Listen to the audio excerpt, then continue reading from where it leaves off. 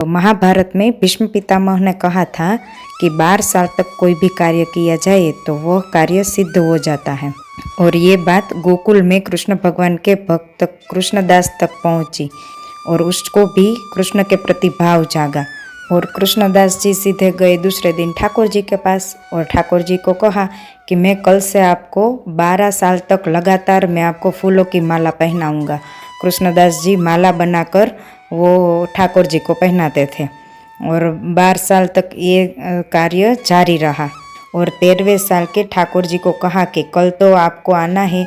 12 साल तक लगातार श्री कृष्णदास जी ने ठाकुर जी को फूलों की माला पहनाई और कृष्णदास जी गए सीधे अपने घर और खाना बनाना शुरू किया कि कल तो कृष्ण आएंगे, कल तो कृष्ण आएंगे, ऐसा सोचकर उसने खाना बनाना शुरू किया।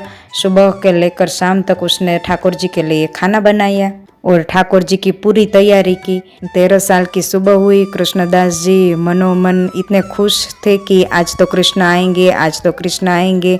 ऐसे ही सुबह से शाम तक उसने राह देखकर कृष्ण तो आए ही नहीं और उसको गुस्सा आ गया और सब सारा खाना बनाया था वो सारा खाना एक थैली में डालकर वो निकल पड़े और रास्ते में जो भी मिलता था उसे बोलता था कि कोई कृष्ण नहीं है, ये सब दिखावा है, ये कृष्ण की मूर्ति है। सामने से दूर से एक लड़का आ रहा था और उसके हाथ में एक लकड़ी थी और गाय चराने जा रहा था।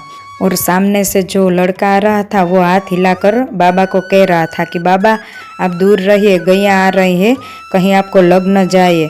और वो लड़का कृष्णदास जी के पास आया। आपके पास तो खाने की बड़ी अच्छी खुशबू आ रही है, मैंने उसके लिए कितना भोजन तैयार किया पर वो आया ही नहीं। मैंने सुबह से लेकर शाम हो गई, मैंने 12 साल तक उसको माला पहनाई, आज उसको आना था पर वो नहीं आया। बड़ा नटखट है ये कन्हैया। वैसे जो भी हो पर आपके पास भोजन की बड़ी अच्छी खुशबू आ रही है, चलो मुझे ही खिला दो। कृष्णदास जी और वो लड़का साइड में खाना खाने के लिए बैठे। कृष्णदास जी ने कहा लो तुम भी खाओ। वो लड़का ने कहा चलो आप ही खिला दो, मेरे हाथ तो गोबर से भरे हुए हैं। कृष्णदास जी ने उसको खाना खिलाना शुरू किया और उसकी आंखों में आंसू आ गया। कृष्णदास जी कहे कि अब क्या हुआ, मैं आपको खाना तो खिला रहा हूँ, कब से भूख लगी है भूख लगी है कह रहा था, अब क्यों रो रहे हो। और वो बच्चा बोला आज माला नहीं पहनाओगे बाबा। और ये सुन के कृष्णदास जी ने पूछा कौन हो आप, तुम ही मेरे कृष्ण हो ना। हाँ मैं ही हूँ आपका किशन कन्हैया, पूरा दिन मैं आपकी राह देख रहा था, आपके हाथों से खाना खाने के लिए सारे लोगों ने भोग लगाया पर मैंने एक का भी खाना अभी तक नहीं खाया, मैं आपका इंतज़ार कर रहा था।